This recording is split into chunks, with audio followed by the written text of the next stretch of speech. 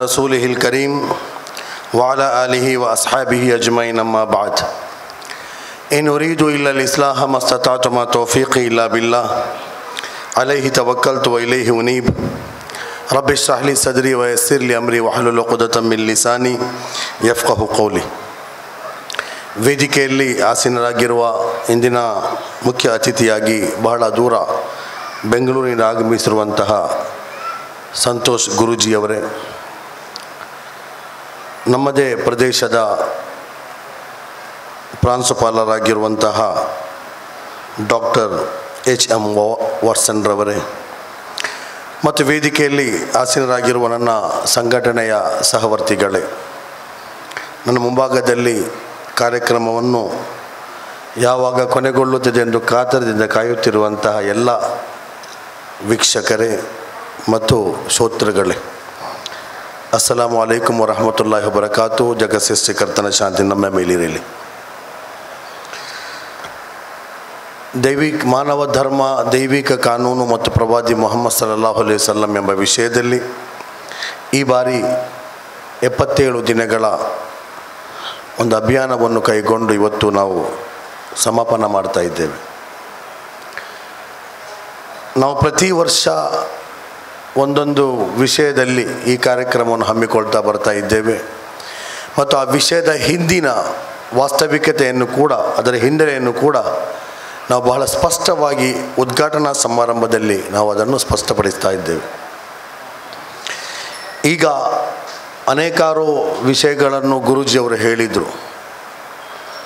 ಧರ್ಮದ ಬಗ್ಗೆ, ಸ್ತ್ರೀಯರ, ಮುಸ್ಲಿಂ ಮಹಿಳೆಯರ ಇನ್ನೂ ಹೆಚ್ಚಿನ ಆಧುನಿಕತೆಯ ಬಗ್ಗೆ, ಕೆಲವೊಂದು ವಿಚಾರಗಳ ಕುರಿತು ಯಾವ ಜ್ಞಾನವನ್ನು ಅವರು ಪಡೆದುಕೊಂಡಿದ್ದಾರೋ ಆ ಹಂತದಲ್ಲಿ ಅದನ್ನು ತಮ್ಮ ಅಭಿಪ್ರಾಯವನ್ನು ಮಂಡಿಸಿದ್ದಾರೆ. ನಾನು ಅಧ್ಯಕ್ಷೀಯ ಭಾಷಣ ಎಂಬ ನೆಲೆಯಲ್ಲಿ ಅಲ್ಲ, ಸಮಾಪನ ಎಂಬ ನೆಲೆಯಲ್ಲಿ ಕೆಲವೊಂದು ವಿಚಾರಗಳನ್ನು ಇಲ್ಲಿ ಹೇಳಿ ಅಭಿಪ್ರಾಯಗಳ ಮೇಲೆ ಸದಭಿಪ್ರಾಯವನ್ನು ಕೂಡ ವ್ಯಕ್ತಪಡಿಸಿ ನನ್ನ ಮಾತನ್ನು ನಾನು ಮುಗಿಸ್ತೇನೆ. ಒಂದು, ಪ್ರವಾದಿ ಮುಹಮ್ಮದ್ ಸಲ್ಲಲ್ಲಾಹು ಅಲೈಹಿ ವಸಲ್ಲಂ 6ನೇ ಶತಮಾನದಲ್ಲಿ ಜಗತ್ತಿಗೆ ಆಗಮಿಸಿರುವಂತಹ ಕೊನೆಯ ಪ್ರವಾದಿಯಾಗಿದ್ದಾರೆ. ಮುಸಲ್ಮಾನರ ವಿಶ್ವಾಸ, ಮುಸಲ್ಮಾನರ ನಂಬಿಕೆ ಏನೆಂದರೆ ಈ ಜಗತ್ತಿಗೆ ಓರ್ವ ಸೃಷ್ಟಿಕರ್ತನಿದ್ದಾನೆ. ಸೃಷ್ಟಿಕರ್ತ ಇಬ್ಬರಾಗಲು ಸಾಧ್ಯವೇ ಇಲ್ಲ. ಈ ಜಗತ್ತಿಗೆ ಓರ್ವ ಸೃಷ್ಟಿಕರ್ತನಿದ್ದಾನೆ. ಈಗ ಎಲ್ಲರೂ ಒಪ್ಪುವಂತಹ ಒಂದು ವಾಸ್ತವಿಕತೆ ಏನೆಂದರೆ ದೇವರೊಬ್ಬನೇ. ಆದರೆ ಆ ದೇವ ಯಾರು? ನಾವು ಬೆಂಗಳೂರಿಗೆ ಹೋದಾಗ, ಸ್ವಾಮೀಜಿಯವ್ರನ್ನ ಭೇಟಿ ಮಾಡಲು ಹೋದಾಗ ನಾನು ಕೇಳಿದೆ, ತಾವು ಕುರ್ಆನ್ ಓದಿದ್ದೀರಾ ಅಂತ ಕೇಳಿದಾಗ ಅವರು ಹೇಳಿದ್ದು, ನಾನು ಓದಿದ್ದೇನೆ, ಪೂರ್ತಿ ಕುರ್ಆನ್ ಓದಿದ್ದೇನೆ. ಪ್ರವಾದಿ ಚರ್ಯೆ, ಪ್ರವಾದಿ ಹದೀಸ್ಗಳನ್ನು ಕೂಡ ಅಧ್ಯಯನ ಮಾಡಿದ್ದಾರೆ. ಆಗ ನಾವು 2 ಕೃತಿಗಳನ್ನು ಅವರಿಗೆ ಕೊಟ್ಟಿದ್ದೆವು. ಒಂದು, ಅಬ್ದುಲ್ ಸಲಾಂ ಪುತ್ತಿಗೆ ಅವರು ರಚಿಸಿದಂತಹ ಕ್ರಾಂತಿ ದೂತ ಎಂಬ ಒಂದು ಕಿರುಕೃತಿ, ಮತ್ತೊಂದು ನಾನೇ ಬರೆದಂತಹ ಮನುಕುಲದ ಪ್ರವಾದಿ ಬದುಕು ಮತ್ತು ಸಂದೇಶ ಎಂಬ ಒಂದು ಕೃತಿ. ಈ ಕೃತಿಯನ್ನು ಬರೆದದ್ದೇ ಅದು ಮುಸಲ್ಮಾನರಿಗಾಗಿ ಬರೆದ ಕೃತಿಯಲ್ಲ.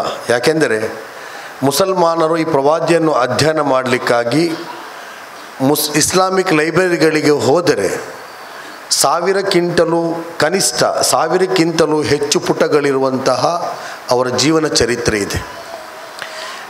ನಾವು ಬರೆದಂಥ ಕೃತಿ ಕೇವಲ 85 ಪುಟಗಳಿಗೆ ಮಾತ್ರ ಸೀಮಿತಗೊಳಿಸಿದ್ದೇವೆ. ಮತ್ತು ಇದರ ನಿಜವಾದ ಉದ್ದೇಶ ಏನೆಂದರೆ, ಪ್ರವಾದಿ ಯಾರು, ಪ್ರವಾದಿ ಮುಹಮ್ಮದ್ ಸಲ್ಲಲ್ಲಾಹು ಅಲೈಹಿ ವಸಲ್ಲಂ ಯಾಕೆ, ಯಾವಾಗ, ಎಲ್ಲಿಗೆ ಬಂದಿದ್ದರು, ಅವರ ಸಂದೇಶದ ಸಾರ, ಅವರ ಸಂದೇಶದ ಉದ್ದೇಶ ಏನು ಎಂಬುದರ ಕುರಿತು ನಮ್ಮ ಸಹೋದರ ಸಮುದಾಯದ, ಅಂದರೆ ವಿಶೇಷವಾಗಿ ಹಿಂದೂ ಸಮುದಾಯದ ಬಾಂಧವರಿಗೆ ಮತ್ತು ಕ್ರೈಸ್ತರಿಗೆ ಪ್ರವಾದಿಯನ್ನು ಪರಿಚಯಿಸುವಂಥ ಒಂದು ಚಿಕ್ಕ ಪ್ರಯತ್ನ. ಯಾಕೆ ಪರಿಚಯಿಸಬೇಕು? ಈಗ ನಾನು ಒಂದು ಅಂಗಡಿಗೆ ಹೋದರೆ ಒಂದು ವಸ್ತುವನ್ನು ಖರೀದಿಸ್ತೇನೆ. ಉದಾಹರಣೆ, ಒಂದು ಉಡುಪನ್ನು, ಒಂದು ವಸ್ತ್ರವನ್ನು ಖರೀದಿಸಿದರೆ ಆ ಖರೀದಿಸಿ ಉಟ್ಟುಕೊಂಡು ಹೋಗುವಾಗ ಯಾರಾದರೂ ಕೇಳ್ತಾರೆ, ಇದು ಎಲ್ಲಿಂದ ಖರೀದಿಸಿದ್ದು? ಆಗ ನಾನು ಅಭಿಮಾನದಿಂದ ಹೇಳ್ತೇನೆ, ಅದು ಇಲ್ಲಿಂದ ಖರೀದಿಸಿದ್ದೇನೆ. ಅದರ ರೂಪಾಯಿ ಮೌಲ್ಯ ಕೂಡ ನಾನು ಹೇಳ್ತೇನೆ. ಯಾಕೆಂದರೆ ನನಗೆ ಉತ್ತಮ ಎಂದು ಅನಿಸಿದ್ದು ಅದು ಇತರರಿಗೆ ಹೇಳುವುದು ಅದು ಮಾನವತೆಯ ಒಂದು ಗುಣ.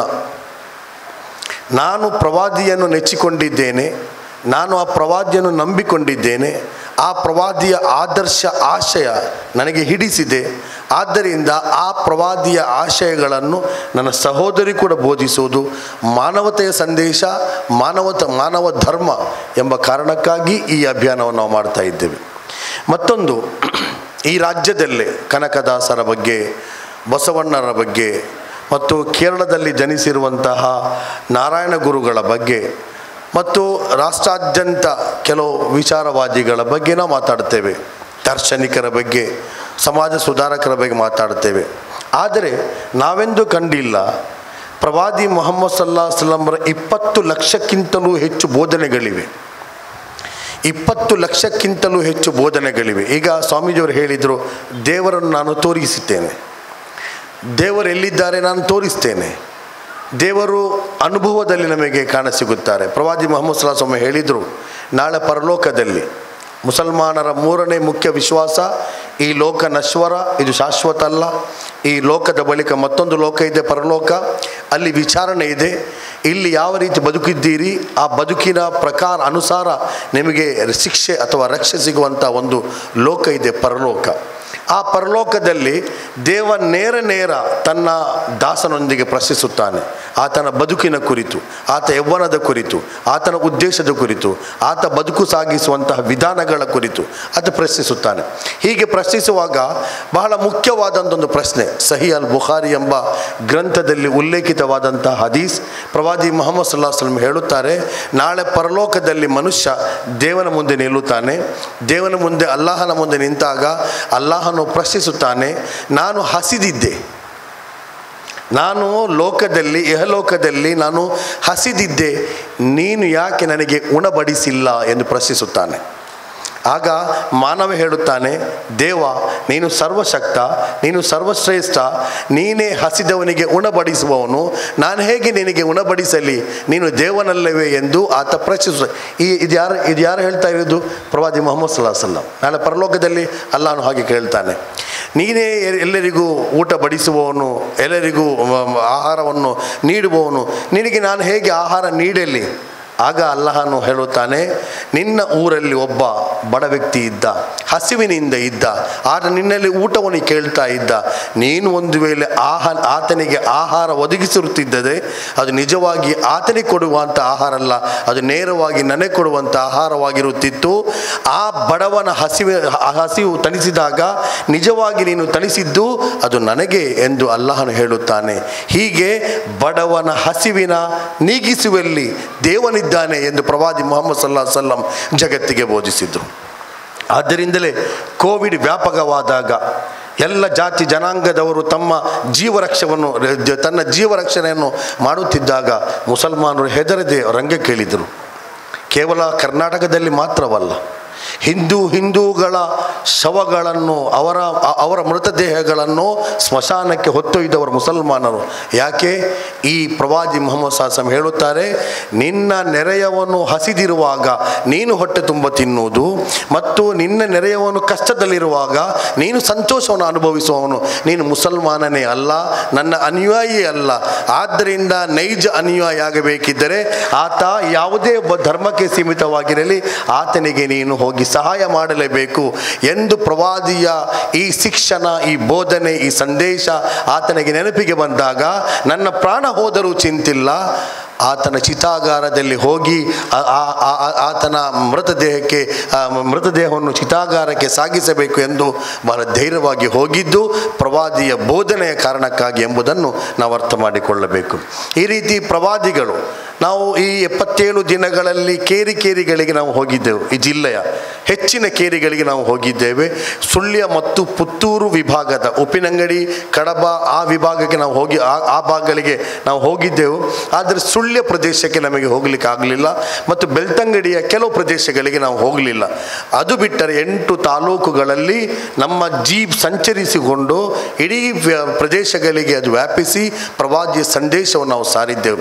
ಈ ಸಂದೇಶವನ್ನು ಸಾರಲು ಅವರು ಇಸ್ಲಾಮಿನ ಪ್ರವಾದಿ ಎಂಬ ಕಾರಣಕ್ಕಾಗಿ ಅಲ್ಲ, ಬದಲಾಗಿ ನನ್ನ ವಿಶ್ವಾಸ ಈ ಪ್ರವಾದಿ ಮುಹಮ್ಮದ್ ಸಲ್ಲಲ್ಲಾಹು ಅಲೈಹಿ ವಸಲ್ಲಂ ಇಸ್ಲಾಮಿನ ಮಾತ್ರ ಪ್ರವಾದಿಯಲ್ಲ, ಅವರು ಇಡೀ ಮನುಕುಲದ ಪ್ರವಾದಿಯಾಗಿದ್ದಾರೆ, ಇಡೀ ಮಾನವರ ಪ್ರವಾದಿಯಾಗಿದ್ದಾರೆ, ಇಡೀ ಮನುಷ್ಯರ ಪ್ರವಾದಿಯಾಗಿದ್ದಾರೆ.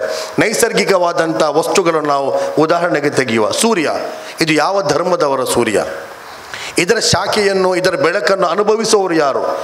ಒಂದು ವೇಳೆ ಅರಬ್ನಲ್ಲಿ ಅದು ಉದಯಿಸಿದರೆ ಮುಸಲ್ಮಾನರು, ನೇಪಾಳದಲ್ಲಿ ಉದಯಿಸಿದರೆ ಹಿಂದೂಗಳು. ಅಂದರೆ ಸೂರ್ಯ ಯಾವ ಧರ್ಮಕ್ಕೆ ಸೇರಿದ್ದು? ಸೂರ್ಯ ಯಾವುದೇ ಧರ್ಮಕ್ಕೆ ಸೇರಿದಂತಹ ಗ್ರಹವಲ್ಲ, ವಸ್ತುವಲ್ಲ, ವಿಚಾರವಲ್ಲ. ಚಂದ್ರ ಕೂಡ ಅದೇ ರೀತಿ, ನಕ್ಷತ್ರವು ಕೂಡ ಅದೇ ರೀತಿ, ಹೊಳೆ ಮತ್ತು ಸಮುದ್ರಗಳು ಅದೇ ರೀತಿ ಪ್ರವಾದಿಗಳು ಕೂಡ ಯಾವುದೇ ನಿರ್ದಿಷ್ಟ ಜನಾಂಗಕ್ಕೆ ಬಂದಿರುವಂತಹ ವ್ಯಕ್ತಿಗಳಲ್ಲ, ಬದಲಾಗಿ ಸಂಪೂರ್ಣ ಮನುಕುಲದ ಕಲ್ಯಾಣಕ್ಕಾಗಿ ಬಂದಿರುವ ಆಗಿರುವುದರಿಂದ ಈ ಪ್ರವಾದಿ ಮುಹಮ್ಮದ್ ಸಲ್ಲಲ್ಲಾಹು ಅಲೈಹಿ ವಸಲ್ಲಂ ಭಾರತೀಯ ಹಿಂದೂಗಳ ಪ್ರವಾದಿ ಕೂಡ ಆಗಿದ್ದಾರೆ ಎಂಬುದು ಪವಿತ್ರ ಕುರ್ಆನ್ ಮತ್ತು ಪ್ರವಾದಿಯ ಸಂದೇಶ ನಮಗೆ ಬಹಳ ಸ್ಪಷ್ಟವಾಗುತ್ತದೆ. ಆದ್ದರಿಂದ ಆ ಬೋಧನೆಗಳದ್ದು ಮಾನವೀಯ ಬೋಧನೆ ಎಲ್ಲೂ ಕೂಡ ಪ್ರವಾದಿ ಹೇಳುವಾಗ ನನ್ನ ಅನುಯಾಯಿಗಳಿಗೆ ಮಾತ್ರ ಸೀಮಿತ, ಮುಸಲ್ಮಾನರಿಗೆ ಮಾತ್ರ ಸೀಮಿತ ಎಂದು ಹೇಳದೆ ಮನುಷ್ಯರಿಗಾಗಿ ಎಂದು ಪ್ರವಾದಿ ಮುಹಮ್ಮದ್ ಸಲ್ಲಲ್ಲಾಹು ಬೋಧಿಸುತ್ತಾರೆ. ನೋಡಿ, ಪವಿತ್ರ ಕುರ್ಆನ್ನಲ್ಲಿ ಸುಮಾರು 27 ಕಡೆಗಳಲ್ಲಿ ಪವಿತ್ರ ಕುರ್ಆನ್ನಲ್ಲಿ ಹೋಮ್ ಮಾನವರೇ ಎಂದು ಅಭಿಸಂಬೋಧಿಸಲಾಗಿದೆ. ಪವಿತ್ರ ಕುರ್ಆನ್ನಲ್ಲಿ 6326 ವಚನಗಳಿವೆ. ಈ 6326 ವಚನಗಳಲ್ಲಿ 27 ಕಡೆಗಳಲ್ಲಿ ಹೇ ಮಾನವರೇ ಎಂದು ಕರೆಯಲಾಗಿದೆ.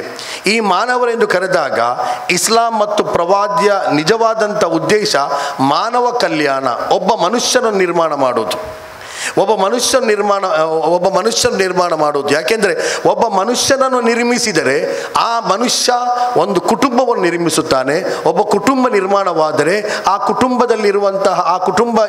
ಇರುವಂತಹ ಪ್ರದೇಶಗಳು ಅದು ಸುಧಾರಣೆಗೊಳ್ಳುತ್ತದೆ. ಪ್ರದೇಶಗಳು ಸುಧಾರಣೆಗೊಂಡಾಗ ಮಾತ್ರ ದೇಶ ಸುಧಾರಣೆಗೊಳ್ಳುತ್ತದೆ. ದೇಶ ಸುಧಾರಣೆಗೊಳ್ಳಬೇಕಾದರೆ ವ್ಯಕ್ತಿ ಸುಧಾರಣೆಗೊಳ್ಳಬೇಕು ಎಂದು ಪ್ರವಾದಿ ಮುಹಮ್ಮದ್ ಸಲ್ಲಲ್ಲಾಹು ಅಲೈಹಿ ವಸಲ್ಲಂ ಬೋಧಿಸಿದರು. ಪ್ರವಾದಿ ಮುಹಮ್ಮದ್ ಸಲ್ಲಲ್ಲಾಹು ಅಲೈಹಿ ವಸಲ್ಲಂ ಅತಿ ದೊಡ್ಡ ಸಾಧನೆ ಎಂದರೆ ಅವರು ಈ ಜಗತ್ತಿನಲ್ಲಿ ಈಗ 175 ಕೋಟಿ ಜನರ ಪ್ರವಾದಿಯಾಗಿದ್ದಾರೆ. ಅಂದರೆ ಅವರು 175 ಕೋಟಿ ಜನರು ಅವರ ಮೇಲೆ ವಿಶ್ವಾಸವಿಟ್ಟಿದ್ದಾರೆ. ಮುಸಲ್ಮಾನರು ಅವರನ್ನು ಪ್ರವಾದಿಯನ್ನು ಅಂಗೀಕರಿಸುತ್ತಾರೆ. ಪ್ರವಾದಿ ಮುಹಮ್ಮದ್ ಸಲ್ಲಲ್ಲಾಹು ಅಲೈಹಿ ವಸಲ್ಲಂ ಕಾಲದಲ್ಲಿ ಅನೇಕ ಯುದ್ಧಗಳು ನಡೆಯಿತು. ಈ ಯುದ್ಧಗಳಲ್ಲಿ ಅನುಯಾಯಿಗಳು ಪ್ರವಾದಿಯನ್ನು ಯಾವ ರೀತಿ ಸಂರಕ್ಷಿಸಿದರು ಎಂಬುದು ಚರಿತ್ರೆಯಿಂದ ನಮಗೆ ಬೋಧವಾಗ್ತದೆ. ಆದರೆ ಪ್ರವಾದಿ ಮುಹಮ್ಮದ್ ಸಲ್ಲಲ್ಲಾಹು ಅಲೈಹಿ ವಸಲ್ಲಂ ಅಷ್ಟೊಂದು ಅನುಯಾಯಿಗಳಿದ್ದಾಗಲೂ ಕೂಡ ತಮಗೆ ಅಪಾಯಿಂಟ್ಮೆಂಟನ್ನು ಫಿಕ್ಸ್ ಮಾಡಲಿಲ್ಲ ಎಂದೂ ಕೂಡ. ಯಾವುದೇ ಒಬ್ಬ ವ್ಯಕ್ತಿ ಯಾವುದೇ ಸಮಯದಲ್ಲಿ ಬಂದು ನನ್ನನ್ನು ಭೇಟಿಯಾಗಬಹುದು, ನನಗೆ ಪೀಠವನ್ನು ರಚಿಸಬಾರದು ಎಂದು ಹೇಳಿದರು ಪ್ರವಾದಿ. ಪೀಠ ರಚಿಸದ, ಆಸ್ಥಾನವನ್ನು ಅಲಂಕರಿಸಿದ, ತನಗಾಗಿ ದೊಡ್ಡ ಮನೆಯನ್ನು ನಿರ್ಮಿಸಿದ ಬಹಳ ಸರಳ, ಬಹಳ ಸಜ್ಜನ, ಪಾವನ ವ್ಯಕ್ತಿತ್ವವಾಗಿದ್ದರು ಪ್ರವಾದಿ ಮುಹಮ್ಮದ್ ಸಲ್ಲಲ್ಲಾಹು ಅಲೈಹಿ ವಸಲ್ಲಂ. ಮತ್ತು ಆ ಕಾಲದಲ್ಲಿ ಮನುಷ್ಯರು ವಿಂಗಡಿತರಾಗಿ ವಿಭಜಿತರಾಗಿ ಬದುಕುತ್ತಿದ್ದಂಥ ಕಾಲದಲ್ಲಿ ಯಾವ ರೀತಿ ಮನುಷ್ಯನನ್ನು ವಿಭಾಜಿಸಲಾಗಿತ್ತೋ ದೇವರನ್ನು ಕೂಡ ವಿಭಾಜಿಸಲಾಗಿತ್ತು. ಕರಿಯನಿಗೆ ಒಬ್ಬ ದೇವ, ಬಿಳಿಯನಿಗೆ ಒಬ್ಬ ದೇವ, ಸವರ್ಣನಿಗೆ ಒಬ್ಬ ದೇವ. ಆಗ ಪ್ರವಾದಿ ಮುಹಮ್ಮದ್ ಸಲ್ಲಲ್ಲಾಹು ಅಲೈಹಿ ವಸಲ್ಲಂ ಹೇಳಿದರು, ಮೊದಲು ದೇವನನ್ನು ತಾವು ಅರ್ಥ ಮಾಡಿಕೊಳ್ಳಬೇಕು. ಎಲ್ಲರೂ ಒಬ್ಬ ದೇವರನ್ನು ಆರಾಧಿಸಿದರೆ ಮನುಷ್ಯರು ಐಕ್ಯರಾಗುತ್ತಾರೆ. ಮನುಷ್ಯ ಐಕ್ಯತೆಗಾಗಿ ಪ್ರವಾದಿ ಮುಹಮ್ಮದ್ ಸಲ್ಲಲ್ಲಾಹು ಅಲೈಹಿ ವಸಲ್ಲಂ ಬೋಧಿಸಿದ್ದು ಏಕದೇವ ಕಲ್ಪನೆಯನ್ನು. ಏಕದೇವನು, ಆ ಒಬ್ಬ ದೇವ, ಕರಿಯನ ದೇವ ಒಬ್ಬ, ಬಿಳಿಯನ ದೇವ ಒಬ್ಬ, ಸವರ್ಣ ದೇವ ಒಬ್ಬ. ಈ ಕ್ರಾಂತಿಕಾರಿ ಹೆಜ್ಜೆಗಳಿಂದಾಗಿ ಬಿಲಾಲ್ ಎಂಬ ಅಬಿಸೀನಿಯಾದ ಕರಿಯ ಗುಲಾಮನನ್ನು ಕಾಬಾಲ ಎಂಬ ಆ ಕಾಲದ ಏಕದೇವೋಪಾಸನ ಕೇಂದ್ರದ ಹತ್ತಿರಕ್ಕೂ ಕೂಡ ಬರಲು ಬಿಡದಂತಹ ಆ ಕಾಲದ ಕರಾಳ ಮುಖಗಳು ಪ್ರವಾದಿ ಮುಹಮ್ಮದ್ ಸಲ್ಲಲ್ಲಾಹು ಅಲೈಹಿ ವಸಲ್ಲಂರ 10 ವರ್ಷಗಳ ಪ್ರವಾದಿತ್ವದ ಬಳಿಕ ಒಂದು ದಿನ ಹೀಗೂ ಬಂತು. ಆ ಅನುಯಾಯಿ ಕಪ್ಪಗಿನ ಕರಿಯ ಅಬಿಸೀನಿಯಾದ ಗುಲಾಮ ಮಸೀದಿಯ ಅಥವಾ ಆ ಮಂದಿರದ ಹತ್ತಿರಕ್ಕೆ ಬರಲು ಬಿಡದಂತಹ ಜನರ ಮಧ್ಯೆ ಪ್ರವಾದಿ ಮುಹಮ್ಮದ್ ಸಲ್ಲಲ್ಲಾಹು ಹೇಳಿದ್ರು, ಇದಕ್ಕೆ ಪ್ರಪ್ರಥಮವಾಗಿ ಪ್ರವೇಶಿಸಬೇಕಾದದ್ದು ನಾನಲ್ಲ. ಪ್ರವಾದಿ ಹೇಳಿದ್ದು ಈ ಆರಾಧನಾಲಯಕ್ಕೆ ಪ್ರಥಮವಾಗಿ ಪ್ರವೇಶಿಸಬೇಕಾದದ್ದು ನಾನಲ್ಲ, ಬದಲಾಗಿ ಸಮಾಜದಿಂದ ವಂಚನೆಗೊಳಪಟ್ಟಿರುವಂತಹ, ಶೋಷಿತವಾಗಿರುವಂತಹ, ಎಲ್ಲ ರೀತಿಯಿಂದಲೂ ದೂರೀಕರಿಸಲ್ಪಟ್ಟಿರುವಂತಹ ಬಿಲಾಲ್ ಮೊದಲು ಮಸೀದಿಯೊಳಗೆ ಹೋಗಬೇಕು, ಮಂದಿರದೊಳಗೆ ಹೋಗಬೇಕು ಎಂದು ಪ್ರವಾದಿ ಸಲ್ಲಲ್ಲಾಹು ಅಲೈಹಿ ವಸಲ್ಲಂ ಹೇಳಿದ್ದು ಮಾತ್ರವಲ್ಲ, ಅನುಷ್ಠಾನಿಸಿ ತೋರಿಸಿದ್ರು. ಇದು ಪ್ರವಾದಿ ಮುಹಮ್ಮದ್ ಸಲ್ಲಲ್ಲಾಹು ಅಲೈಹಿ ವಸಲ್ಲಂ ಮಾಡಿದಂತಹ ಅತಿ ದೊಡ್ಡ ಕ್ರಾಂತಿಕಾರಿಯಾದಂತಹ ವಿಚಾರವಾಗಿತ್ತು. ಮತ್ತು ಪ್ರವಾದಿ ಮಾಡಿದಂಥ ಅತಿ ದೊಡ್ಡ ಕ್ರಾಂತಿಕಾರಿಯಾದಂಥ ಹೆಜ್ಜೆನೆಂದರೆ ಮನುಷ್ಯರಲ್ಲಿದ್ದಂಥ ಭೇದ ಭಾವವನ್ನು ತೊಡೆದು ಹಾಕಿದರು. ಇಂದು ಕೂಡ ಮುಸಲ್ಮಾನರು ಯಾವುದೇ ಮಸೀದಿ ಕೂಡ ಹೋಗ್ತಾರೆ. ಅದು ಅರೇಬಿಯಾದ ಮಕ್ಕಾದಲ್ಲಿರುವಂಥ ಪವಿತ್ರ ಭವನವಾಗಿರುವಂಥ ಹರಂ ಕೂಡ ಹೋಗುತ್ತಾರೆ. ಅದೇ ರೀತಿ ಸಿಕ್ಕಿರುವಂಥ ನಾವು ಬೆಂಗಳೂರಿಗೆ ಹೋದಾಗ ಬೆಂಗಳೂರು ಮಸೀದಿಗೆ ಹೋದೆವು, ನಾವು ಕಾರ್ಕಳಕ್ಕೆ ಹೋದಾಗ ಕಾರ್ಕಳದ ಮಸೀದಿಗೆ ಹೋಗ್ತೇವೆ, ಮಂಗಳೂರಿನ ಇರುವಂಥ ನಾಲ್ನೂರು ಮಸೀದಿಗೆ ಹೋಗ್ತೇವೆ. ಯಾಕೆ? ಮಸೀದಿಗಳನ್ನು ಅಥವಾ ಆರಾಧನಾಲಯಗಳನ್ನು ವ್ಯಕ್ತಿಗಳಿಂದ, ಮನುಷ್ಯರಿಂದ ದೂರ ಸರಿಸುವುದು ಅದು ಮಾನವ ಧರ್ಮ, ದೈವಿಕ ಧರ್ಮ ಏನೆಂದರೆ ಅವರನ್ನು ಮಸೀದಿಯೊಳಗೆ ಸೇರಿಸುವುದು ಆಗಿದೆ ಎಂದು ಪ್ರವಾದಿ ಮುಹಮ್ಮದ್ ಸಲ್ಲಲ್ಲಾಹು ಅಲೈಹಿ ವಸಲ್ಲಂ ಬೋಧಿಸಿದರು. ಆದ್ದರಿಂದ ಅವರ ಮಧ್ಯೆ ಇದ್ದಂಥ ಒಂದು ಜಾತಿಯ ಕಂದರವನ್ನು ತೊಡೆದು ಹಾಕಿದರು ಪ್ರವಾದಿ ಸಲ್ಲಲ್ಲಾಹು ಅಲೈಹಿ ವಸಲ್ಲಂ. ಪ್ರವಾದಿ ಮುಹಮ್ಮದ್ ಸಲ್ಲಲ್ಲಾಹು ಅಲೈಹಿ ವಸಲ್ಲಂ ಸವರ್ಣೀಯ ಕುಲಕ್ಕೆ ಹುಟ್ಟಿದವರಾಗಿದ್ದರು. ಅವರ ಕುಲ ಅರಬ್ ಪ್ರದೇಶದ ಅತಿ ಶ್ರೇಷ್ಠ ಕುಲವಾಗಿದ್ದಂತಹ ಹಾಶಿಮ್ ಮನೆತನ, ಕುರೈಶಿ ಗೋತ್ರದ ಹಾಶಿಮ್ ಮನೆತನವಾಗಿತ್ತು. ಆದರೆ ಎಂದೂ ಪ್ರವಾದಿ ಸಲ್ಲಲ್ಲಾಹು ಅಲೈಹಿ ವಸಲ್ಲಂ ನಾನೊಬ್ಬ ಶ್ರೇಷ್ಠ ಕುಲಕ್ಕೆ ಸೇರಿದವನು, ನಾನು ಸರ್ವಶ್ರೇಷ್ಠ ಆಗಿದ್ದೇನೆ ಎಂಬ ಮಾತು ಹೇಳಿಲ್ಲ. ಮಾತ್ರವಲ್ಲ, ಒಮ್ಮೆ ಅವರು ಸಭೆಗೆ ಬಂದಾಗ ಸಭಿಕರು, ವಿಶೇಷವಾಗಿ ಅನುಯಾಯಿಗಳು ಗೌರವಪೂರ್ಣವಾಗಿ ಎದ್ದು ನಿಲ್ಲುತ್ತಾರೆ. ಅಲ್ಲಾಹನ ಪ್ರವಾದಿ ಹೇಳುತ್ತಾರೆ, ಮನುಷ್ಯರು ಬಂದಾಗ ಮನುಷ್ಯರು ಎದ್ದು ನಿಲ್ಲಬಾರದು. ಮನುಷ್ಯರು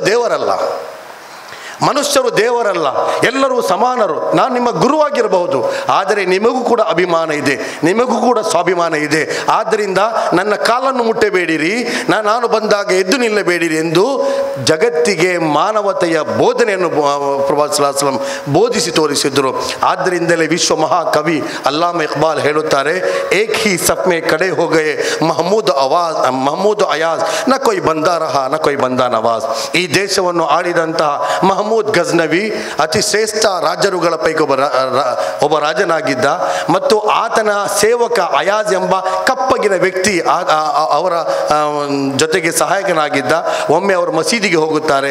ನಮಾಜಿನ ಕರೆ ಬಂದಾಗ, ಅಜಾನ್ ಕರೆ ಬಂದಾಗ ಅವರು ಮಸೀದಿಗಳಿಗೆ ಹೋಗುತ್ತಾರೆ. ಆ ಕಾಲದ ದೆಹಲಿಯ ಸುಲ್ತಾನ್ ಆಗಿದ್ದಂತಹ, ದೆಹಲಿಯ ರಾಜನಾಗಿದ್ದಂತಹ ಮಹಮೂದ್ ಗಜ್ನವಿಯ ಸಮೀಪಕ್ಕೆ ಬಂದು ಆತನ ಸೇವಕ, ದಾಸ, ಆತನ ಗುಲಾಮ ನಿಲ್ಲುತ್ತಾನೆ. ಅಲ್ಲಾಮ ಇಕ್ಬಾಲ್ ಹೇಳುತ್ತಾರೆ, ಇಸ್ಲಾಮಿನ ಶ್ರೇಷ್ಠತೆಯಾಗಿದೆ ಒಬ್ಬ ದಾಸ, ಒಬ್ಬ ಗುಲಾಮ, ಒಬ್ಬ ಮಾಲೀಕ ಒಂದೇ ಸಾಲಿನಲ್ಲಿ ನಿಲ್ಲಬೇಕು. ಇದು ಪ್ರವಾದಿ ಮುಹಮ್ಮದ್ ಸಲ್ಲಲ್ಲಾಹು ಅಲೈಹಿ ವಸಲ್ಲಂ ಜಗತ್ತಿನಲ್ಲಿ ತಂದಿರುವಂತಹ ಎರಡನೇ ಅತಿ ದೊಡ್ಡ ಕ್ರಾಂತಿಯಾಗಿತ್ತು. ಪ್ರವಾದಿ ಮುಹಮ್ಮದ್ ಸಲ್ಲಲ್ಲಾಹು ಅಲೈಹಿ ವಸಲ್ಲಂ ಬೋಧನೆಗಳು. ಈಗ ಗುರೂಜಿ ಹೇಳಿದರು, ಒಂದು ಸ್ವಾತಂತ್ರ್ಯ ಕೊಡಬೇಕು. ನಾನು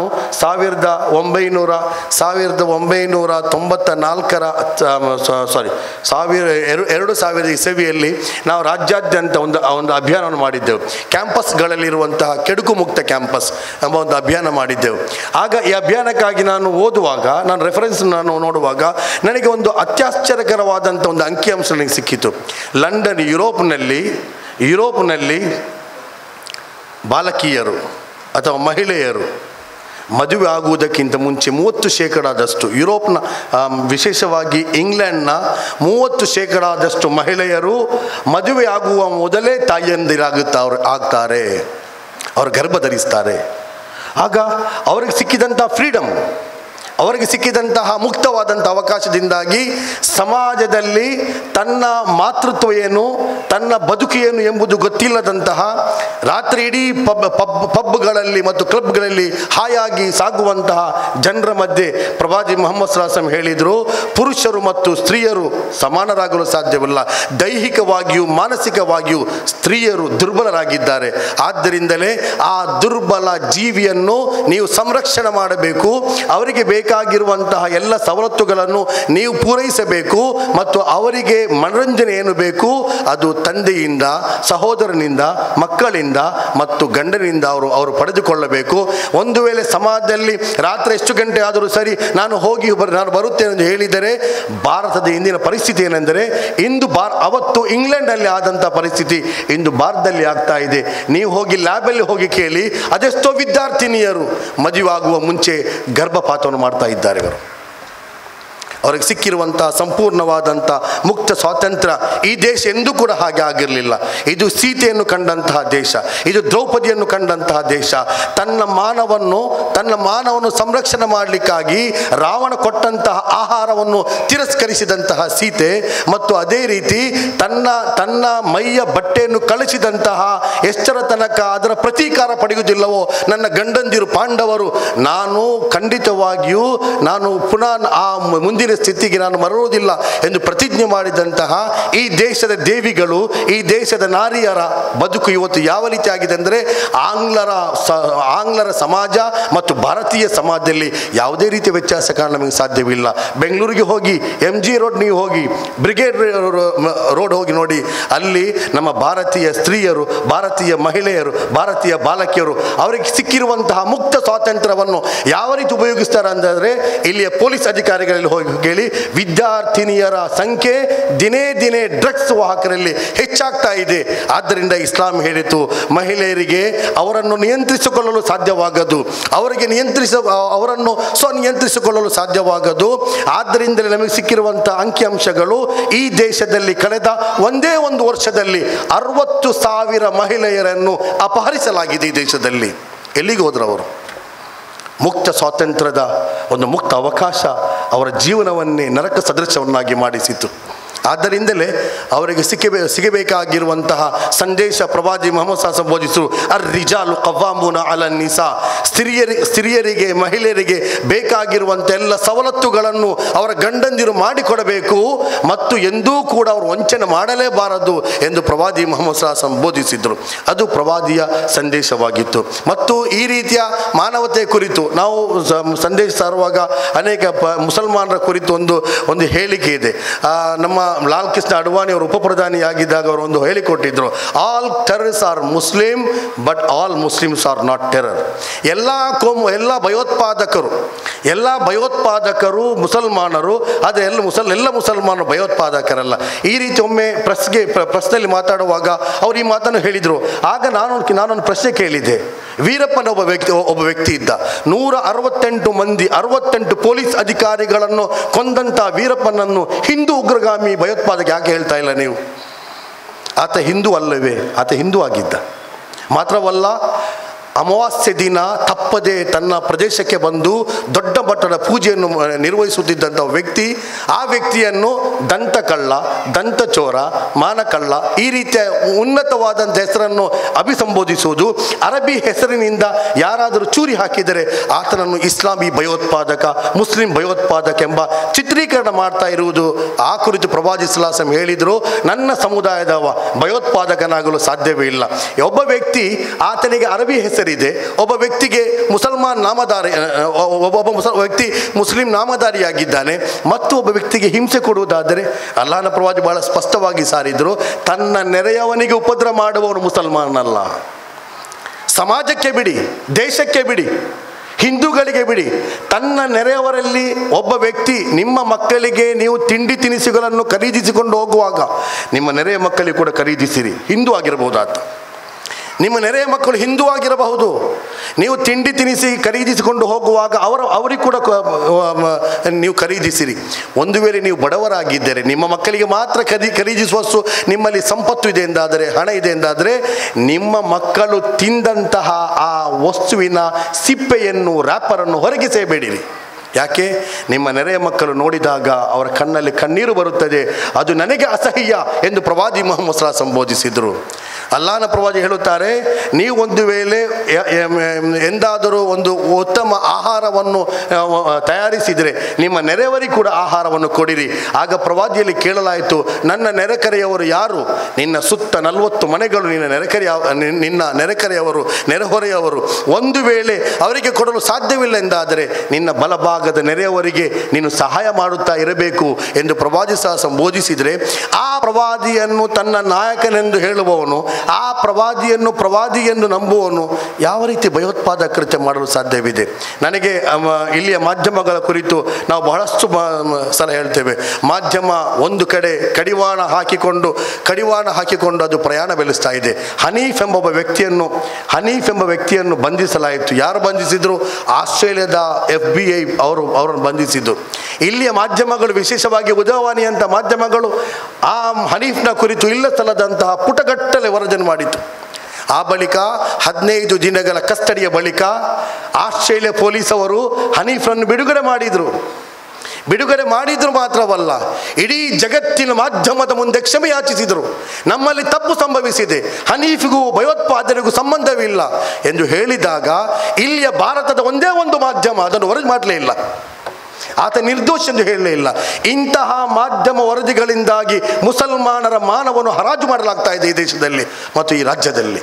ಅದನ್ನು ದೂರೀಕರಿಸಬೇಕಾದರೆ ನಾವು ಆ ಮಠದಲ್ಲಿ ಹೋಗಬೇಕು. ಈಗ ಔರಂಗಜೇಬ್, ಈಗ ಸುಪ್ರೀಂ ಕೋರ್ಟ್ ಹೇಳಿತ್ತು 1947ಕ್ಕಿಂತ ಮುಂಚೆ ಅದು ಜನರ ಅಧಿಕಾರ ಅಲ್ಲ, ಕೇವಲ ಮುಸ್ಲಿಂ ಆಡಳಿತಗಾರರು ಮಾತ್ರವಲ್ಲ, ಹಿಂದೂ ರಾಜರುಗಳು ಕೂಡ ದೇವಸ್ಥಾನಗಳ ಮೇಲೆ ದಾಳಿ ಮಾಡಿ ಅದನ್ನು ಧ್ವಂಸ ಮಾಡಿದಂಥ ಒಂದೆರಡು ಉದಾಹರಣೆಗಳು, ಅನೇಕಾರು ಉದಾಹರಣೆಗಳಿವೆ. ಅದು ರಾಜಕೀಯವಾದಂಥ ದಂಗೆಯಾಗಿತ್ತು, ಅದು ರಾಜಕೀಯವಾದಂಥ ದರೋಡೆಯಾಗಿತ್ತು.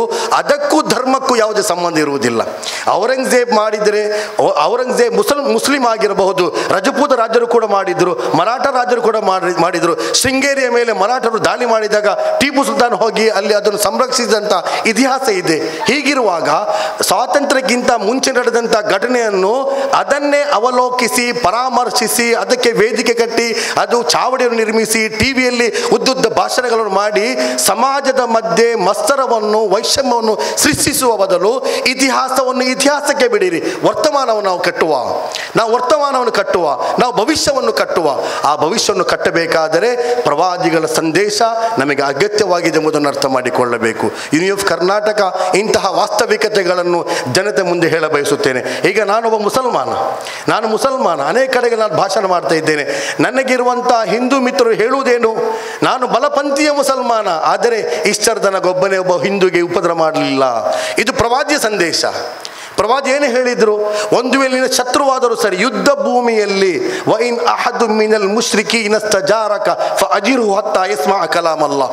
ಒಂದು ವೇಳೆ ಸತ್ಯ ಮತ್ತು ಅಸತ್ಯದ ಮಧ್ಯೆ, ಮುಸ್ಲಿಂ ಮತ್ತು ಮುಸ್ಲಿಮೇತರ ಮಧ್ಯೆ ಯುದ್ಧ ನಡೆಯುತ್ತಿರುವಾಗ ಯುದ್ಧದಲ್ಲಿ ತನ್ನ ಪ್ರಾಣದ ಭಯದಿಂದಾಗಿ ಶಸ್ತ್ರಾಸ್ತ್ರವನ್ನು ಕೆಳಗಿಟ್ಟು ಅಭಯ ಕೇಳಿದರೆ ಏನು ಮಾಡಬೇಕು? ಈಗ ಏನು ಹೇಳ್ತಾರೆ? ನಾನು ಉಪ್ಪಿನಂಗಡಿಗೆ ಹೋಗಿದ್ದೆ, ಅಲ್ಲಿ ಒಬ್ಬರು ಸ್ವಾಮೀಜಿ ಬಂದಿದ್ದರು. ಅವರು ಒಂದು ಭಾಷಣ ಮಾಡಿ ಹೋದರು. ಪವಿತ್ರ ಕುರಾನ್ನಲ್ಲಿ ಈ ರೀತಿ ಇದೆ, ಹಿಂದೂ ಹುಡುಗಿಯರ ಮೇಲೆ ಅತ್ಯಾಚಾರ ಮಾಡಿದರೆ ಸ್ವರ್ಗದಲ್ಲಿ ಹೂರು ಸಿಗುತ್ತದೆ ಎಂದು ಹೇಳಿದರು. ಪಕ್ಕಾ ಸುಳ್ಳು ಹೇಳಿದರು ಅವರು. ನಾನು ಹೇಳಿದೆ ಅದೇ ವೇದಿಕೆಯಲ್ಲಿ 15 ದಿನಗಳ ಬಳಿಕ, ಒಂದು ವೇಳೆ ಪವಿತ್ರ ಕುರಾನ್ನಲ್ಲಿ ಇಂತಹ ಒಂದು ವಚನ ಇದ್ದರೆ ಪವಿತ್ರ ಕುರಾನ್ನ ಮೇಲೆ ವಿಶ್ವಾಸ ಬಿಡುವುದನ್ನೇ ನಾನು ಬಿಡ್ತೇನೆ. ಅಂತ ವಿಷಯ ಇಲ್ಲ. ಮಾತ್ರವಲ್ಲ, ಪ್ರವಾದಿ ಸಲ್ಲಲ್ಲಾಹು ಅಲೈಹಿ ವಸಲ್ಲಂ ಹೇಳುತ್ತಾರೆ, ಯಾರಾದರೂ ಒಬ್ಬ ವ್ಯಕ್ತಿ ಅತ್ಯಾಚಾರ ಮಾಡಲು ಪ್ರಯತ್ನಿಸಿದರೆ ಸಾರ್ವಜನಿಕವಾಗಿ 100 ಚಡಿಯೇಟನ್ನು ಕೊಡಿರಿ, ಅವನು ಸತ್ತು ಹೋಗಲಿ ಎಂದು ಹೇಳಿದಂಥ ಧರ್ಮ ಇಸ್ಲಾಂ ಆಗಿದೆ. ವ್ಯಭಿಚಾರಕ್ಕೆ ಅತ್ಯಾಚಾರಕ್ಕೆ ಪ್ರೋತ್ಸಾಹಿಸುವುದಲ್ಲ, ಬದಲಾಗಿ ನೋಡಿ, ಪ್ರವಾದಿ ಕೇವಲ ಪ್ರವಾದಿ ಮಾತ್ರ ಆಗಿದ್ದಲ್ಲ, ಅವರು ಆ ಕಾಲದ ಆಡಳಿತಗಾರರಾಗಿದ್ದರು, ರಾಜರಾಗಿದ್ದರು. ಮತ್ತು ಪೊಲೀಸ್ ಇಲಾಖೆ ಇಲ್ಲದಂತಹ, ಮಿಲಿಟರಿ ಇಲ್ಲದಂತಹ ಒಂದು ಕಾಲ ಇದ್ದರೆ ಅದು ಪ್ರವಾದಿ ಮುಹಮ್ಮದ್ ಸಲ್ಲಲ್ಲಾಹು ಅಲೈಹಿ ವಸಲ್ಲಂ ಕಾಲವಾಗಿತ್ತು. ಅವರು ದೈವಿಕ ಕಾನೂನನ್ನು, ಅವರು ದೇವಭಕ್ತಿಯನ್ನು ಜನರ ಮನಸ್ಸಿನಲ್ಲಿ ಯಾವ ರೀತಿ ಅದನ್ನು ಆಳವಾಗಿ ಬೇರೂರಿತೆಂದರೆ ಪ್ರತಿಯೊಬ್ಬ ನನ್ನನ್ನು ಅಲ್ಲಾಹನು ನೋಡುತ್ತಿದ್ದಾನೆ, ದೇವ ನೋಡುತ್ತಿದ್ದಾನೆ, ಆದ್ದರಿಂದ ಅನ್ಯಾಯ ಮಾಡಬಾರದು, ಸುಳ್ಳು ಹೇಳಬಾರದು, ಶರಾಬ್ ಕುಡಿಯಬಾರದು, ಮದ್ಯಪಾನ ಮಾಡಬಾರದು, ವಂಚನೆ ಮಾಡಬಾರದು, ಲಂಚ ಪಡೆಯಬಾರದು ಎಂಬ ಈ ರೀತಿ ಸಜ್ಜನ ಸಮಾಜವನ್ನು ಪ್ರಾಯೋಗಿಕವಾಗಿ ತನ್ನ ಮದೀನದಲ್ಲಿ ಸ್ಥಾಪಿಸಿ ಪ್ರವಾದಿ ಮುಹಮ್ಮದ್ ಸಲ್ಲಲ್ಲಾಹು ಅಲೈಹಿ ವಸಲ್ಲಂ ಹೋಗಿದ್ದರು. ಆದ್ದರಿಂದ ಪ್ರವಾದಿ ಹೇಳುತ್ತಾರೆ, ಲಂಚ ಪಡೆಯುವವನಲ್ಲ, ಲಂಚ ಕೊಡುವವನು ಪಾಪಿ. ಎಷ್ಟೇ ಕಷ್ಟ ಬಂದು ಲಂಚ ಕೊಡಬೇಡಿ. ಇವತ್ತು ಅತಿ ದೊಡ್ಡ ಉದ್ಯಮ ಧಾರ್ಮಿಕ ಕೇಂದ್ರಗಳು, ಅತಿ ದೊಡ್ಡ ಉದ್ಯಮ, ದೊಡ್ಡ ದೊಡ್ಡ ಬಿಸ್ನೆಸ್ ಮ್ಯಾನ್ಗೆ ಇಲ್ಲದಂಥ ಕಾರುಗಳು ಇವತ್ತು ಗುರುಗಳಿಗೆ, ಮೌಲವಿಗಳಿಗೆ, ಮುಲ್ಲಾಗಳಿಗೆ, ಕ್ರೈಸ್ತ ಪಾದ್ರಿಗಳಿಗಿದೆ. ಎಲ್ಲಿಂದ ಬಂತು? ಇವತ್ತು ಧರ್ಮ ಕೂಡ ಕಮರ್ಷಿಯಲ್ ಆಗಿ ಮಾರ್ಪಟ್ಟಿದೆ. ಇಸ್ಲಾಂ ಹೇಳಿತು ಇಲ್ಲ, ನೀವು ದೇವನ ಸನ್ನಿಧಿಗೆ ಬರಬೇಕಾದ್ರೆ ಉಚಿತವಾಗಿ ಬರಬೇಕು. ಪೂಜೆಗೆ ಮತ್ತು ಪ್ರಾರ್ಥನೆಗೆ ಯಾವುದೇ ಹಣವನ್ನು ಕೊಡಬಾರದು, ಯಾವುದೇ ಹಣವನ್ನು ಪಡೆಯಬಾರದು ಎಂದು ಪ್ರವಾದಿ ಮುಹಮ್ಮದ್ ಸಲ್ಲಲ್ಲಾಹು ಅಲೈಹಿ ವಸಲ್ಲಂ ಬೋಧಿಸಿದರು. ಆದ್ದರಿಂದಲೇ ಭಾರತದಲ್ಲಿ ಇಸ್ಲಾಂ ಹೇಗೆ ಪಸರಿಸಿತು? ಇಸ್ಲಾಂ ಈ ಸ್ವಾಮೀಜಿ ಹೇಳಿದ ಹಾಗೆ 6ನೇ ಶತಮಾನದಲ್ಲಿ ಇಸ್ಲಾಂ ಇರಲಿಲ್ಲ ಈ ದೇಶದಲ್ಲಿ. ಇಸ್ಲಾಂ ಬಂತು ಮೊಹಮ್ಮದ್ ಬಿನ್ ಕಾಸಿಮ್ನ ಥ್ರೂ ಮತ್ತು ಇಲ್ಲಿಯ ಮಾಲಿಕ್ ದೀನಾರ್ನ ಮುಖಾಂತರ ಇಸ್ಲಾಂ ಬಂತು. ಮತ್ತು ಇಲ್ಲಿಯವರು ಏನನ್ನು ನೋಡಿ ಇಸ್ಲಾಂ ಸ್ವೀಕರಿಸಿದರು? ನಮ್ಮ ಪೂರ್ವಿಕರು ಹಿಂದೂಗಳಾಗಿದ್ದರು. ಅವರು ಹೇಗೆ ಮತಾಂತರಗೊಂಡರು? ಇಸ್ಲಾಮಿನ ಸರಳತೆಯನ್ನು ಕಂಡರು. ಜಾತಿ ಪದ್ಧತಿ ಇಲ್ಲದಂತಹ, ದೇವರನ್ನು ಕಾಣಲು ಹಣವನ್ನು ಖರ್ಚು ಮಾಡಲು ಇಲ್ಲದಂತಹ ಒಂದು ವ್ಯವಸ್ಥೆಯನ್ನು ಕಂಡಾಗ ಅವರು ಇಸ್ಲಾಂ ಸ್ವೀಕರಿಸಿದರು. ಆದ್ದರಿಂದಲೇ RSSನ ಸರಸಂಘ ಸಂಚಾಲಕ ಹೇಳಿದರು, ಭಾರತೀಯ ಮುಸಲ್ಮಾನರನ್ನು ವಿದೇಶಿ ಮುಸಲ್ಮಾನರು ಹೇಳಬೇಡಿರಿ, ಅವರು ಈ ದೇಶದ ಮಣ್ಣಿನ ಮಕ್ಕಳು, ಯಾಕೆಂದರೆ ಅವರ ಪೂರ್ವಿಕರು ಈ ದೇಶವಾಸಿಗಳಾಗಿದ್ದಾರೆ ಅವರೆಂದು ಹೇಳುತ್ತಾರೆ. ಆದ್ದರಿಂದಲೇ ಪ್ರವಾದಿ ಮುಹಮ್ಮದ್ ಸಲ್ಲಲ್ಲಾಹು ಅಲೈಹಿ ವಸಲ್ಲಂ ಸಂದೇಶ ಅದು ಸಾರ್ವತ್ರಿಕವಾದಂಥ ಸಂದೇಶವಾಗಿದೆ, ಸಾರ್ವಕಾಲಿಕವಾದಂಥ ಸಂದೇಶವಾಗಿದೆ. ಮನುಷ್ಯನನ್ನಾಗಿ ಕಾಣುವ, ಮನುಷ್ಯ ಮೌಲ್ಯಗಳನ್ನು ಎತ್ತಿ ಹಿಡಿಯುವ, ಮಾನವೀಯತೆಯನ್ನು ಪ್ರತಿಷ್ಠಾಪನೆ ಮಾಡುವಂತಹ, ಮಾನವೀಯ ಮೌಲ್ಯಗಳಿಗೆ ಬೆಲೆ ಕಟ್ಟುವಂತಹ ಒಂದು ಸಮಾಜವನ್ನು ನಿರ್ಮಾಣ ಮಾಡಬೇಕು. ಅಲ್ಲಿ ಹಿಂದೂ ಬದುಕಬಹುದು, ಅಲ್ಲಿ ಕ್ರೈಸ್ತವ ಬದುಕಬಹುದು, ಅಲ್ಲಿ ಪ್ರತಿಯೊಬ್ಬ ಬದುಕಬಹುದು. ನಾನು ಏನು ತಿನ್ನಬೇಕೆಂದು ತೀರ್ಮಾನ ಮಾಡುವುದು ಮತ್ತೊಬ್ಬನಲ್ಲ, ನಾನು ಯಾವ ರೀತಿ ಆರಾಧನೆ ಮಾಡಬೇಕು ತೀರ್ಮಾನ ಮಾಡುವುದು ಮತ್ತೊಬ್ಬ ವ್ಯಕ್ತಿಯಲ್ಲ. ಆ ರೀತಿಯ ಪರಧರ್ಮ ಸಹಿಷ್ಣುತೆಯನ್ನು ಪ್ರವಾದಿ ಮುಹಮ್ಮದ್ ಸಲ್ಲಲ್ಲಾಹು ಅಲೈಹಿ ವಸಲ್ಲಂ ಜಗತ್ತಿನಲ್ಲಿ ತೋರಿಸಿದರು. ಮತ್ತು ಅನೇಕ ತಪ್ಪು ಕಲ್ಪನೆಗಳಿವೆ ಇಸ್ಲಾಮಿ ಜಗತ್ತಿನಲ್ಲಿ. ಏನಾಗ್ತಾ ಇದೆ, ಒಂದು ಮಾತನ್ನು ನಾನು ಸಹಮತವನ್ನು ವ್ಯಕ್ತಪಡಿಸ್ತಾ ಇದ್ದೇನೆ. ಈ ದೇಶದಲ್ಲಿ ನಮಗೆ ಮುಕ್ತವಾದಂಥ ಸ್ವಾತಂತ್ರ್ಯ ಇದೆ. ಆ ಸ್ವಾತಂತ್ರ್ಯದ ಭಾಗ ಏನು? ಇವತ್ತು ನಾವು ಕಾರ್ಯಕ್ರಮ ಮಾಡ್ತಾ ಇದ್ದೇವೆ. ಸ್ವಾಮಿ ನಮ್ಮ ವೇದಿಕೆಯಲ್ಲಿ ಬಂದಿದ್ದಾರೆ. ಇದು ಈ ದೇಶದಲ್ಲಿರುವಂತಹ ಸ್ವಾತಂತ್ರ್ಯಕ್ಕೆ ಇರುವಂಥ ಅತಿ ದೊಡ್ಡ ಉದಾಹರಣೆ. ನಾನು ಸೌದಿ ಅರೇಬಿಯಾಗೆ ಹೋಗಿದ್ದೆ ಒಮ್ಮೆ. ಹೋಗಿ ಅಲ್ಲಿ ಒಂದು ಭಾಷಣ ಕಾರ್ಯಕ್ರಮಕ್ಕೆ ಮುಂಚೆ ನಾನೊಂದು ಪತ್ರ ಕೊಟ್ಟಿದ್ದೆ ಒಬ್ಬನಿಗೆ. ನನಗೆ ಫೋನ್ ಮಾಡಿ ಹೇಳಿದರು, ಆ ಪತ್ರವನ್ನು ಹಿಂಪಡಿಬೇಕು, ಮತ್ತೆಂದೂ ನೀನು ಭಾರತ ದೇಶ ಕಾಣಲು ಸಾಧ್ಯವೇ ಇಲ್ಲ, ಇಲ್ಲಿ ಅಷ್ಟು ಸ್ಟ್ರಿಕ್ಟ್ ಕಾನೂನು ಇದೆ. ಇಲ್ಲಿ ನಮಗೆ ಆದರೆ ಕಾನೂನಲ್ಲಿ ಸಮಸ್ಯೆ ಇಲ್ಲ. ಈ ಕಾನೂನನ್ನು ಮಾಡುವವರಲ್ಲ, ಕಾನೂನನ್ನು ಚಲಾಯಿಸುವವರು ಯಾರು? ಮತಾಂಧರು ಚಲಾಯಿಸ್ತಾ ಇದ್ದಾರೆ. ಧರ್ಮದಂಗಲ್ ಸೃಷ್ಟಿಸಿದವರು ಯಾರು? ಗುಂಪು ಹತ್ಯೆ ಮಾಡ್ತಾ ಇರುವವರು ಯಾರು? ಮುಸಲ್ಮಾನರ ಕೇರಿಗಳಿಗೆ ಹೋಗಿ ಜೈ ಶ್ರೀರಾಮ್ ಎಂದು ಕೂಗಬೇಕು ಎಂದು ಹೇಳುವವರು ಯಾರು? ಹೀಗೆ ಈ ರೀತಿ ಕಾನೂನನ್ನು ತನ್ನ ಕೈಗೆತ್ತಿಕೊಂಡು ಪ್ರಚೋದನಕಾರಿ ಹೇಳಿಕೆಯನ್ನು ಕೊಡುವಂಥವರು. ಅದೇ ರೀತಿ ಮುಸಲ್ಮಾನರಲ್ಲಿ ಒಂದು ವೇಳೆ ನಮಗೆ ಇಸ್ಲಾಂ ಕಲಿಸಿದ್ದೇನೆಂದರೆ ಇನ್ನೊಬ್ಬರಿಗೆ ಕಾಟ ಕೊಡುವಂಥ ಯಾವುದೇ ವಿಚಾರವನ್ನು ನಾವು ಮಾಡಬಾರದು. ಮಾಡಿದರೆ ನೀವು ಮುಸಲ್ಮಾನಲ್ಲ. ನೀವು ಯಾವ ಧರ್ಮಕ್ಕಾಗಿ ನೀನು ಖಡ್ಗವನ್ನು ಎತ್ತಿದ್ದೀಯೋ ಆ ಖಡ್ಗ ಎತ್ತುವುದೇ ಧರ್ಮ ಬಾಹಿರವಾಗಿದ್ದರೆ ಖಡ್ಗ ಎತ್ತಿ ಏನು ಪ್ರಯೋಜನ ಎಂದು ಪ್ರವಾದಿ ಮುಹಮ್ಮದ್ ಸಲ್ಲಲ್ಲಾಹು ಅಲೈಹಿ ವಸಲ್ಲಂ ಬೋಧಿಸುತ್ತಾರೆ. ಆದ್ದರಿಂದ ಈ ಕಾರ್ಯಕ್ರಮವನ್ನು 77 ದಿನಗಳ ಕಾಲ ಮಾನವೀಯ ಸಂದೇಶವನ್ನು ಜಗತ್ತಿಗೆ ಸಾರಲಿಕ್ಕಾಗಿ ನಾವು ಈ ಕಾರ್ಯಕ್ರಮ ಹಮ್ಮಿಕೊಂಡಿದ್ದೇವೆ. ಇನ್ಶಾ ಅಲ್ಲಾಹ್ ಮುಂದುವರಿಸ್ತೇವೆ. ವಾಖಿರ್ ದಅವಾನಾ ಅನಿಲ್ ಹಮ್ದುಲಿಲ್ಲಾಹಿ ರಬ್ಬಿಲ್ ಆಲಮೀನ್.